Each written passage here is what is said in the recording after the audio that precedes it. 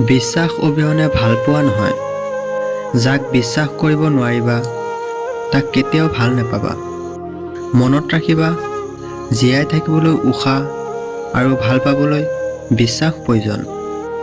এই পৃথিৱীত সকলো ধৰণৰ অপৰাধৰ বিচাৰ হয়, মাথো মন ভাঙা অপৰাধৰ বিচাৰ নহয়।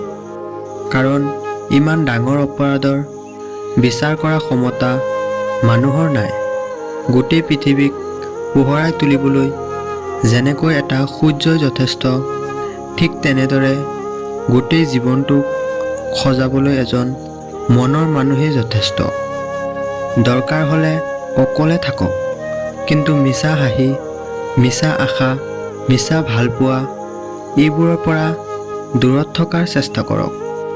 যাক দেখিলে তোমাৰ ঘিণ লাগে তাকো কোনোবাই নহয় কোনোবাই ভাল পায়। বেছি কথাত সন্মান নষ্ট, বেছি মৰমত সন্তান নষ্ট, বেছি নিমখে তৰকাৰী নষ্ট, বেছি ভালপোৱাত জীৱন নষ্ট।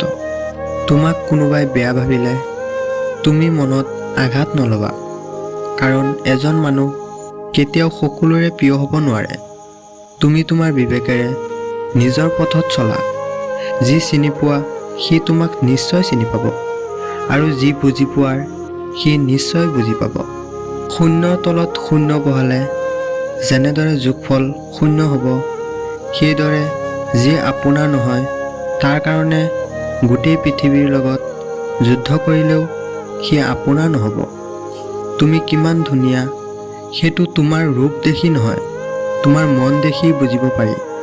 তুমি কিমান শিক্ষিত সেইটো তোমাৰ ডিগ্ৰী দেখি নহয়, তোমাৰ ব্যৱহাৰ দেখিলে বুজিব পাৰি। তুমি কিমান ভালপোৱা সেইটো উপহাৰ দেখি নহয়, তাৰ প্ৰতি তোমাৰ আচৰণ দেখিলে বুজিব পাৰি। সময় সলনি হ'বলৈও অলপ সময় লাগে, কিন্তু মানুহ সলনি হ'বলৈ সময় নালাগে। কোনোবাই তোমাক যদি অৱহেলা কৰে তেনেহ'লে দুখ তাৰ নহয়, দুখ তোমাৰ, কাৰণ তুমি তাৰ পৰা বেছি আশা কৰিছিলা।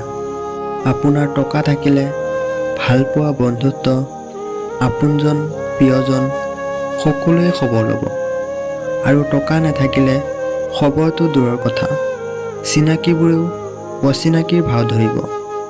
জীৱনত দুই ধৰণৰ মানুহৰ পৰা দূৰত থাকক। নাম্বাৰ 1 ব্যস্ত মানুহ, নাম্বাৰ 2 স্বাৰ্থপৰ মানুহ। কাৰণ ব্যস্ত মানুহবোৰে তাৰ নিজৰ ইচ্ছামতে কথা পাতিব, আৰু স্বাৰ্থপৰ মানুহবোৰে তাৰ দৰকাৰত কথা পাতিব। পৃথিৱীত সকলোতকৈ কঠিন কাম হ'ল মানুহক বিশ্বাস কৰা, সহজ কাম হ'ল কাৰোবাক ধোকা দিয়া। যদি তুমি জীৱনত শান্তি বিচৰা তেনেহ'লে নিজৰ কামৰ প্ৰতি মনোযোগ দিয়া, মানুহৰ কথাত নহয়। সলনি হৈ যায় সকলোৱে, কোনোবাই সঠিক সময়ত আৰু কোনোবাই বেয়া সময়ত।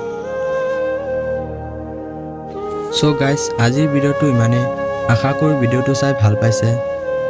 যদি ভিডিঅ'টো চাই অলপ হ'লেও ভাল পালে তেনেহ'লে এটা লাইক কৰি দিব, শ্বেয়াৰ কৰি দিব, আৰু আমাৰ চেনেলটো ছাবস্ক্ৰাইব কৰি আমাৰ সৰু পৰিয়ালৰ সদস্য হৈ যাব। ধন্যবাদ।